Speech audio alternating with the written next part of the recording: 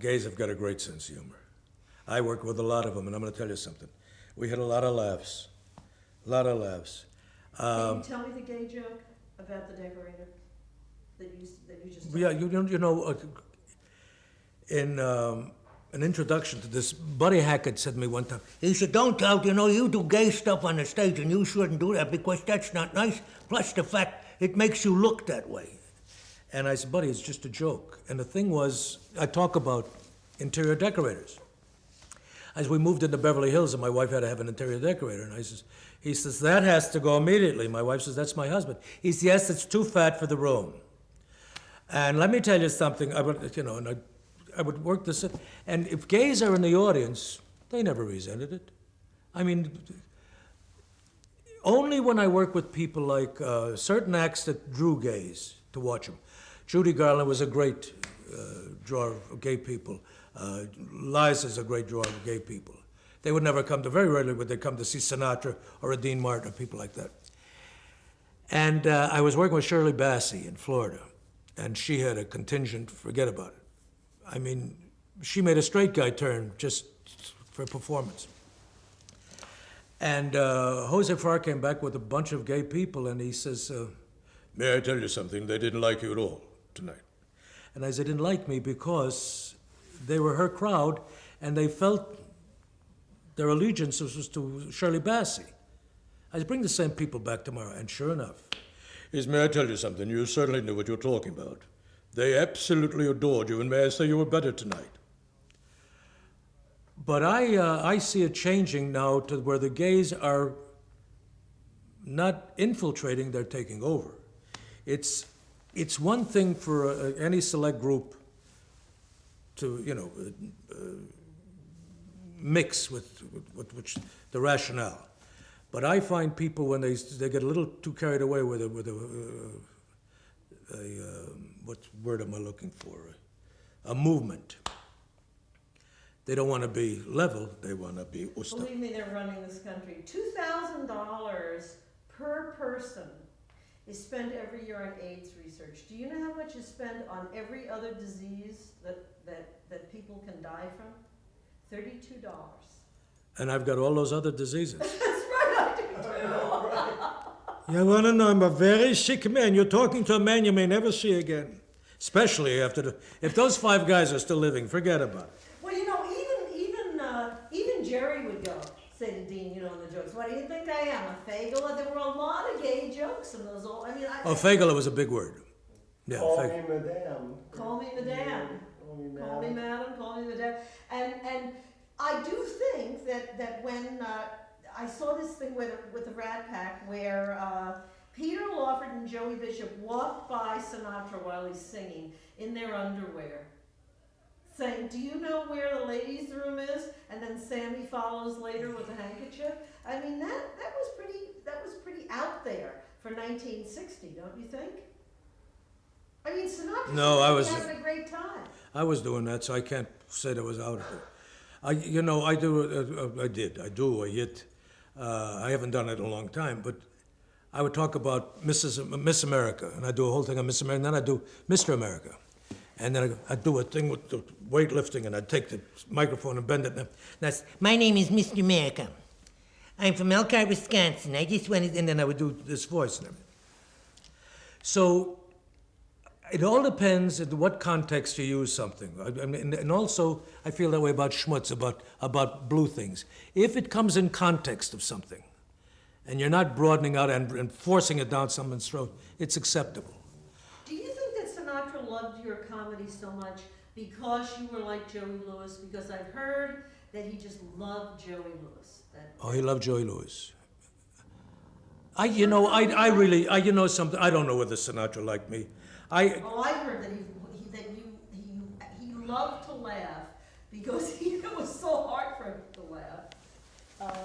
I'm getting off track. And that you really made him laugh. I heard it was very hard to make him laugh.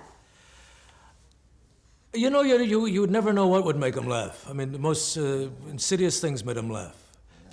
Quiet, finish, Cappy, finished. That's my dog, Cappy. That's the leader of the house. Who is the leader of the house? It's Cappy. It's Cappy, do me a favor.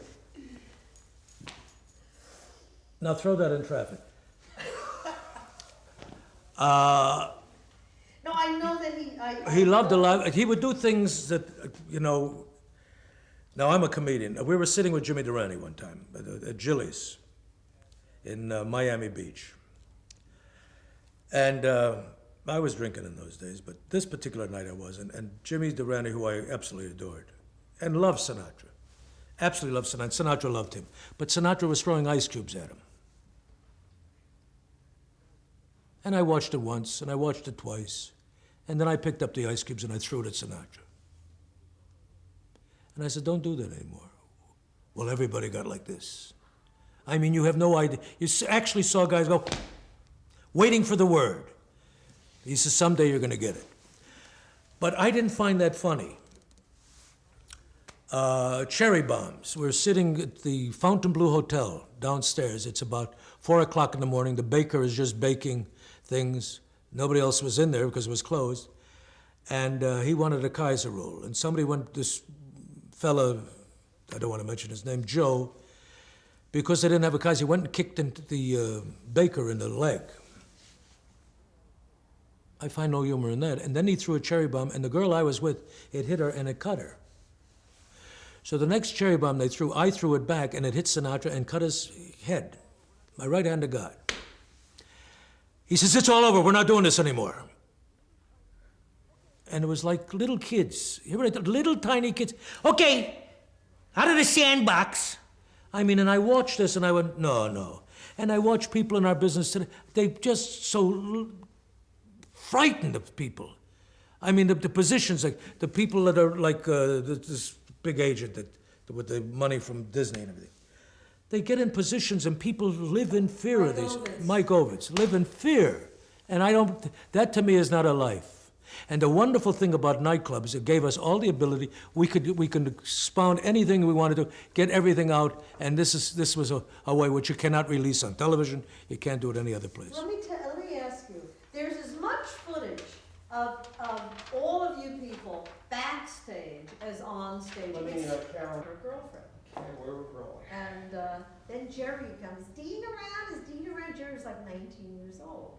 And he was always trying to get served. And she said, my husband would say, it's only a Coke for you. A Coke or out on the boardwalk, you know, like he was like a kid. Always trying to find Dean, who was always off with somebody, her girlfriend, somebody else's girlfriend, whatever.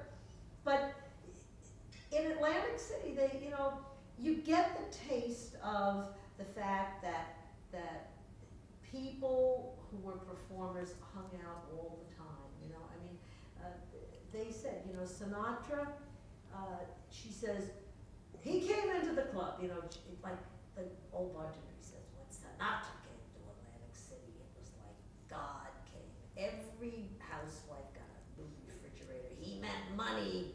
Everybody made money.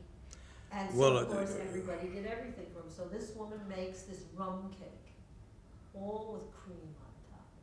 And it's Frank's birthday. He goes in, he does 2 songs. He walks off the stage. He says, this fucking rum, there's nothing I hate worse than this fucking smell of rum. It's making me sick. The rum cake was as big as a bridge table. He took it and he threw it into the club, all over everybody, all over the walls. Jeannie Fideli says, that was him. It was like, that was God. This was like a cellar. They loved it. She never remembered anything better in her life than having that rum cake all over. Want to hear another story like that? The famous I told you about was owned by a man called Morris Lerner. Morris Lerner was a little Jew about this big, was going blind, who happened to be better than any saint you ever read about. I would go there and eat, and he would never give me a bill, whatever the case may be. Anyway, I go in one night and I says, he's Shecky, you're working with Sinatra, it was such a wonderful thing. I says, yeah, we're having a good time. I said, you know what he likes, Morris? What? I said, he loves Boston cream pies. I'll make him one. So he says, you'll come tomorrow, you'll pick up, I'll make him a Boston cream pie. I said, all right. So I go the next day, and he's got 3 boxes this big. He made him 3. He used 4,732 eggs. Whipped them all himself because one arm was shorter than the other arm. I bring these cakes to Sinatra, and Sinatra sees them, and his eyes go like this. And he puts them in the ice piece, turns everybody, says, "Don't anybody go into that refrigerator," because it was like, I mean, when he sort of, I said, "Frank," I said, "I'm going to call up Morris and do me a favor and say something to him. Thank him." "No, you tell him thanks." I said, "No, you tell him. I'll call up and..." "No." I said, "Tell me why. Tell me why. Just tell me why." And everybody again got, I don't understand. To get on the phone and say, "Geez, that was wonderful, I really appreciate it." "No, I won't do it." Now that's, what is it, Mrs. Greene? "It's nothing bad. Honey, he's dying. It can only cut me a little bit." I don't like that, but that's what you gotta do. So anyway, I couldn't imagine why. So I went to Morris Lerner and I says, I wanted to get him on the phone, and Morris says, "I want to ask you something. Did he enjoy him?" I said, "He loved him. Oh, that to me is the greatest pleasure in the world. He don't have to call me, he don't have to come down, but he loves him." I said, "Yeah." That's the difference between a Morris Lerner. See, this is psychology. Jeannie Fideli says, "I've got to educate you about Italian men. Dean Martin, Calabrese. The No, Napolitani. Napolitani, right. Right. He comes in 3 flavors. Napolitani. From the time they're babies, their mothers go barefoot to put silk on them. They only wear silk. This is the way women have to treat them." You see, Dean Martin didn't just get to be that person that he grew up to be. He was raised to be that person. And to him, I'm sure it was perfectly normal. You know, I mean, I've talked to guys, they said he always had silk. He always had silk suits. He always had, you know, even when he was like in debt to everybody.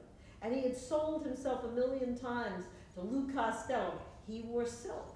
And when you talk to the old Italians, you understand that is the world he was raised in. And I'm sure to a great extent, a different extent, that's the way Sinatra was raised, that the sun rose and set on him, and everybody would do what he wanted. Yeah, I but mean, all the it's amazing. Italians, idolize him. He never they never sang an Italian song. Did you ever hear Sinatra sing an Italian song? Right. When I work with him, I says, it'd be good, Dean is singing Italian. I said, "What?" He got like, "You're telling me to sing?" I didn't know why.